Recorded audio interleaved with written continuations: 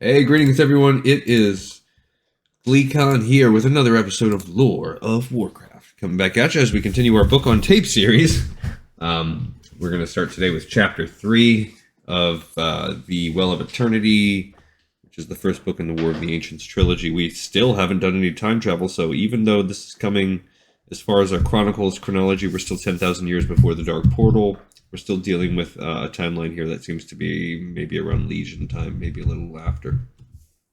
All right, let's find out where we left off. Rhonin and Coriel Stra's Crisis had gone off together. They're being called by Nosdormu. They tried to sleep on this little deserted island overnight, but it wasn't deserted. It had some weird creepy crawlies on there, and they roasted them and flew off. All right, chapter 3. Coriel Straws reached the shores of Kalimdor late in the day. He and Rhonin paused only to eat, the dragon imbibing in fare away from the wizard's sight, and then set off again for the vast mountain chain that covered much of the western regions of the land. Coriel Straws flew with more and more urgency as they neared their goal. He had not told Rhonin that every now and then he attempted to contact Nosdormu, attempted and failed. Soon, however, that would not matter, for they would know firsthand what had so distressed the aspect of time. That peak, Rhonin shouted. Although he had slept again, he hardly felt fresh. Nightmares concerning the sinister island had haunted his dreams. I recognize that peak. The dragon nodded. It was the final landmark before their destination.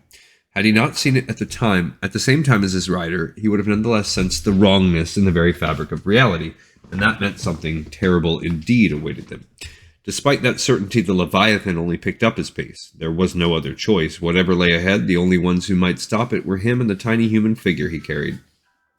But while the sharp eyes of man and dragon had sighted their destination, they failed to notice that eyes that had sighted them in turn. A red dragon, grumbled the first orc. A red dragon with a rider. One of us, Brox? Asked the second. Another orcs? Brock snorted at his companion. The other orc was young, too young to have been much use in the war against the Legion, and he certainly would not have remembered when it had been orcs, not humans, who had ridden such beasts. Gascal only knew the stories, the legends. Gascal, you fool! The only way a dragon can carry an orc these days would be in his belly. Gascal shrugged, unconcerned. He looked every inch the proud orc warrior, tall and muscular, with a rough greenish hide and two good-sized tusks thrusting upward from his broad lower jaw. He had the squat nose and thick bushy brow of an orc, and a mane of dark hair trailing down between his shoulders. In one meaty hand, Gascal hefted a huge war axe, while with the other he clutched the strap of his goatskin backpack. Like Brock's, he was clad in a thick fur cloak, under which he wore a leather kilt and sandals wrapped in cloth to preserve heat. A hardy race, orcs could survive any element, but high in the mountains, even they required more warmth. Brock's too was a proud warrior, but time had beaten him as no other enemy could. He stood several inches shorter than Gascal, part of that due to a slight but permanent stoop. The veteran warrior's mane had thinned and started going gray. Scars and lines of age had ravaged his wide, bullish visage, and unlike his youthful companion, the constant expression of eagerness had given way to thoughtful distrust and weariness. Hefting his well-worn warhammer, Brox trudged through the deep snow. They're heading for the same place as us. How'd you know that? Where else would they be going here? Finding no argument, Gascal quieted, giving Brox the chance to think about the reason that had sent both of them to this desolate place. He had not been there when the old shaman had come to Thrall seeking an immediate audience, but he had heard the details. Naturally, Thrall acquiesced, for he very much followed the old ways and considered Calthar a sage advisor. If Calthar needed to see him immediately, it can only be for a very good reason, or a very bad one. With the aid of two of Thrall's guards, withered Calthar entered and took a seat before the towering war chief. Out of respect for the elder, Thrall sat on the floor, enabling the eyes of both to meet at the same level. Across Thrall's folded legs lay the massive square-headed Doomhammer, bane of the Horde's enemies for generations. The new war chief of the Orcs was broad-shouldered, muscular, and for his position relatively young. No one doubted Thrall's ability to rule, however. He had taken the orcs from the internment camps and given them back their honor and pride. He had made the pact with the humans, which brought about the chance for the Horde to begin life anew. The people already sang songs of him that would be passed down generation after generation. Clad in thick ebony plate armor etched in bronze, handed down to him along with the huge weapon by his predecessor, the legendary Orgrim Doomhammer, the greatest of warriors bent his head low and humbly asked, How may I assist you who honor my presence, Great One? Only by listening, Calthar returned, and by truly listening. The strong-jawed war chief leaned forward, his startling and so very rare blue eyes, considered a portent of destiny by his people, narrowed in anticipation. In his journey from slave and gladiator to ruler, Thrall had studied the path of the shaman, even mastering some of the skills. He more than most understood that when Calthar talked so, he did with good reason, and so the shaman told Thrall of the vision of the funnel, and how time seemed a plaything to it. He told him of the voices and their warnings, told him about the wrongness he had felt, told Thrall what he feared would happen if the situation was left unchecked. When Calthar finished, the war chief leaned back. Around his throat he wore a single medallion upon which had been inscribed in gold an axe and hammer. His eyes revealed the quick wit and intelligence that marked him as a capable leader. When he moved not as a brutish orc might, but with a grace and poise more akin to a human or an elf. "This smells of magic," he rumbled. "Big magic. Something for wizards, maybe." "They may know already," returned Calthar, "but we cannot afford to wait for them, great war chief." Thrall understood. "You would have me send someone to this place you saw?" "It would seem most prudent, at least so we may know what we face." The war chief rubbed his chin. "I think I know who. A good warrior." He looked to the guards. "Brox! Get me Brox!" And so Brox had been summoned and told his mission. Thrall respected Brox highly, for the older warrior had been a hero of the last war, the only survivor of a band of brave fighters holding a critical pass against the demons. With his warhammer, Brox himself had caved in the skulls of more than a dozen of the fiery foes. His last comrade had died, cleaved in two, just as reinforcements had arrived to save the day. Scarred, covered in blood, and standing alone amid the carnage, Brox had appeared to the newcomers as a vision out of the old tales of his race.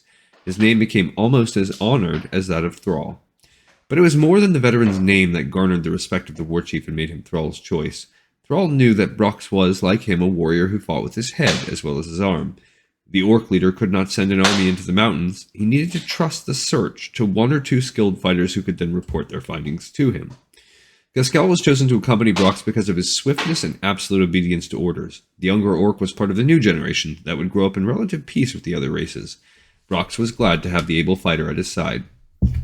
The shaman had so perfectly described the route through the mountains that the pair were well ahead of the estimated time the trek should have taken. By Brox's reckoning, their goal lay just beyond the next ridge, exactly where the dragon and rider had vanished.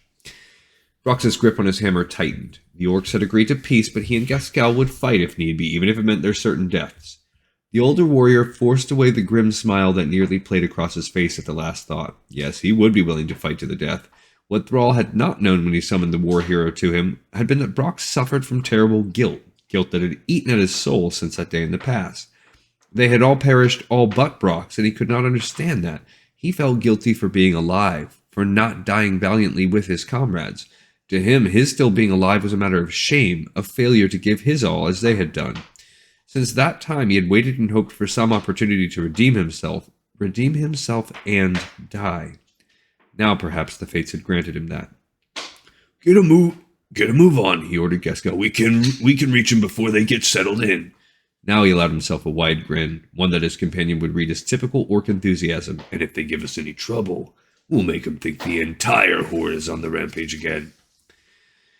If the island upon which they had landed seemed a dire place, the mountain pass in which they now descended simply felt wrong.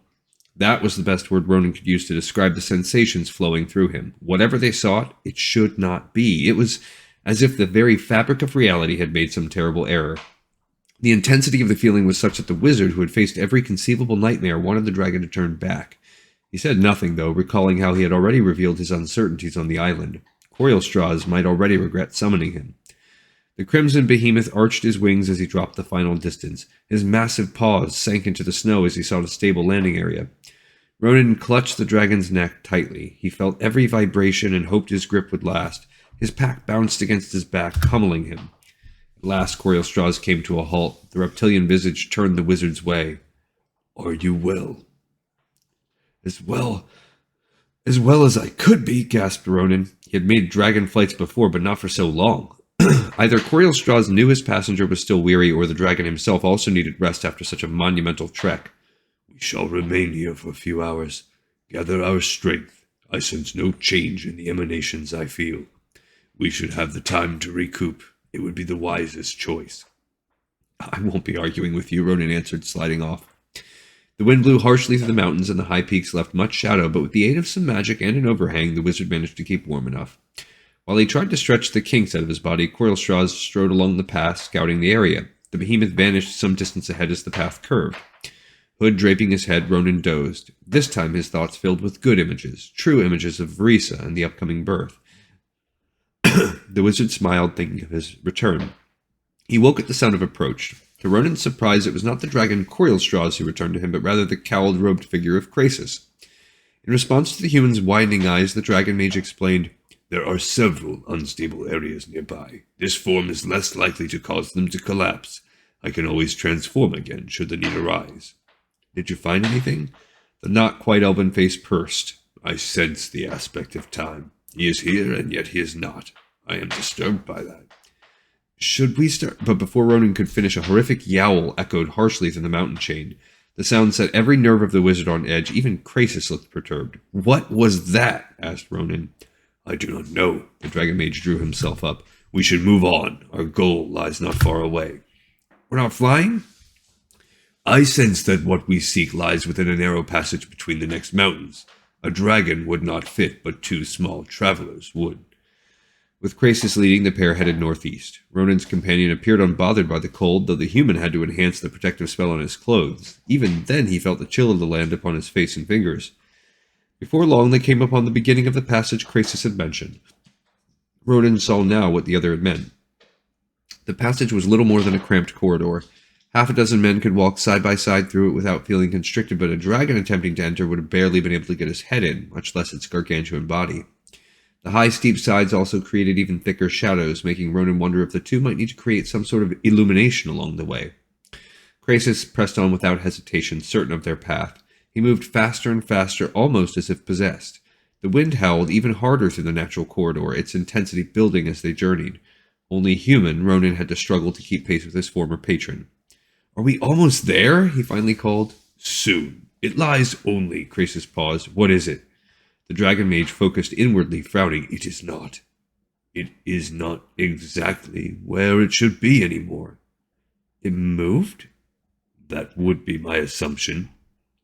"Is it supposed to do that?" the fire-haired wizard asked, squinting down the dark path ahead.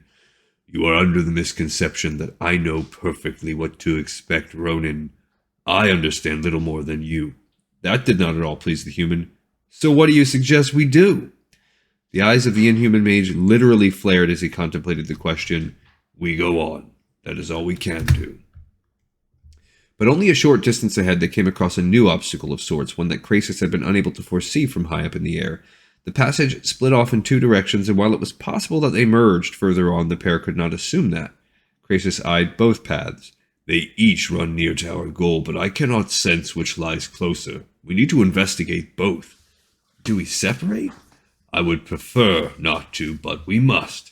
We will each journey 500 paces in, then turn back and meet here. Hopefully we will then have a better sense of which to take." Taking the corridor to the left, Rhonin followed Krasis' instructions. As he rapidly counted off paces, he soon determined that his choice had potential. Not only did it greatly widen ahead, but the wizard thought he sensed the disturbance better than ever. While Krasis' abilities were more acute than his, even a novice could sense the wrongness that now pervaded the region beyond. But despite his confidence in his choice, Rhonin did not yet turn around. Curiosity drove him on. Surely a few steps more would hardly matter. He had barely taken more than one, however, when he sensed something new, something quite disturbing. Rhonin paused, trying to detect what felt different about the anomaly. It was moving, but there was more to his anxiety than that alone. It was moving toward him, and rapidly. He felt it before he saw it, felt as if all time compressed, then stretched, then compressed again. Rhonin felt old, young, and every moment of life in between. Overwhelmed, the wizard hesitated. And the darkness before him gave way to a myriad flaring of colors, some of which he had never seen before. A continual explosion of elemental energy filled both empty air and solid rock, rising to fantastic heights. Rhonin's limited mind saw it best as a looming fiery flower that bloomed, burnt away, and bloomed again, and with each blooming grew more and more imposing. As it neared, he finally came to his senses. Whirling, the mage ran. Sounds assailed his ears, voices, music, thunder, birds, water, everything. Despite his fears that it would overtake him, the phenomenal display fell behind. Rhonin did not stop running, fearing that at any moment it would surge forward and envelop him. Krasis surely had to have sensed the latest shift. He had to be hurrying to meet Rhonin. Together they would devise some way in which to... A terrible howl echoed through the pass. A massive 8-legged lupine form dropped down on him. Had he been other than what he was, the wizard would have perished there, the meal of a savage, saber-toothed creature with 4 gleaming green eyes to go with its 8 clawed limbs. The monstrous wolf creature brought him down, but Rhonin, having magicked his garments to better protect him from the elements, proved a hard nut to crack. The claws scraped at a cloak it should have readily tattered, only to have instead one nail snap off. Gray fur standing on end, the beast howled its frustration. Rhonin took the opening, casting a simple but effective spell that had saved him in the past.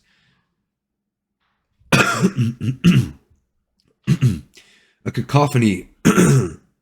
Excuse me, guys. A cacophony of light burst before the creature's emerald orbs, both blinding and startling it. It ducked back, swatting uselessly at flashing patterns. Dragging himself out of reach, Rhonin rose. There was no chance of flight. That would only serve to turn his back on the beast, and his protective spell was already weakening. A few more slashes and the claws would be ripping the wizard to the bone.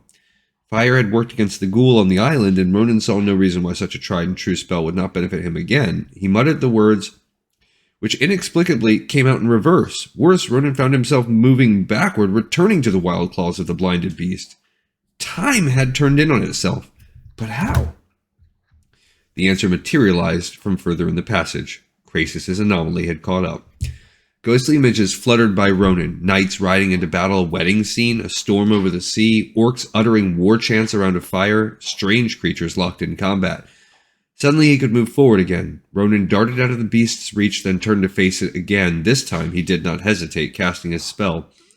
The flames burst forth in the form of a great hand, but as they neared the monstrous creature, they slowed, then stopped, frozen in time. Swearing, Rhonin started another spell. The 8-legged horror leapt around the frozen fire, howling as it charged the human. Rhonin cast. The earth beneath the abomination exploded, a storm of dirt rising up and covering the lupine creature. It howled again, and despite the intense forces against it, struggled toward the mage. A crust formed over the legs and torso. The mouth shut tight as a layer of rock-solid earth sealed it. One by one, the inhuman orbs were covered by a film of dust. Just a few feet from its victim, the creature stilled. To all appearances, it now seemed but a perfectly cast statue, not the actual monster itself. At that moment, Krasis' voice filled Rhonin's head. "At last," the dragon mage called. "Rhonin, the disturbance is expanding. It's almost upon you." Distracted by the fearsome beast, the wizard had not glanced at the anomaly. When he did, his eyes widened. It filled a space 10 times higher and no doubt 10 times wider than the pass. Solid rock meant nothing to it. The anomaly simply passed through it as if it did not exist. Yet in its wake the landscape changed. Some of the rock looked more weathered, while other portions appeared as if newly cooled from the titanic throes of birth. The worst transformation seemed to take place wherever the edges of the fiery flower touched. Rhonin did not want to think what would happen to him if the thing touched him. He started running again. "Its movement and growth have suddenly expanded much faster, for reasons I do not understand," Krasis went on. "I fear I will not reach you in time. You must cast a spell of teleportation." "My spell work doesn't always work the way it should," he responded. "The anomaly's affecting it." "We will stay linked. That should help strengthen your casting. I will guide you to me and we can regroup." Rhonin did not care to teleport himself to places he had never seen, the inherent risk being that of ending up encased in a mountain. But with Krasis linked to him, the task would be a much simpler one. He focused on Krasis, picturing the dragon mage. The spell began to form. Rhonin felt the world around him shift. The fiery blossom suddenly expanded to nearly twice its previous dimensions. Only too late did Rhonin realize why. It was reacting to the use of magic. His magic. He wanted to stop the spell, but it was already too late. "Krasis, break the link! Break it before you're also..." The anomaly swallowed him. Rhonin? But Rhonin could not answer. He flailed around and around, tossed about like a leaf in a tornado. With each revolution, he flew faster and faster. The sounds and sights again assailed him. He saw past, present, and future, and understood each for what it was. He caught a glimpse of the petrified beast as it flew wildly past him into what could only be described as a whirlpool in time. Other things flew by, random objects and even creatures. An entire ship, its sails tattered, its hull crushed in near the bow, soared by, vanishing. A tree on which still perched a flock of birds followed. In the distance, a kraken, 50 feet in length from tip of head to end of tentacle, reached out but failed to drag Rhonin along before vanishing with the rest. From somewhere came Krasus's faint voice. Rhonin. He answered, but there was no reply.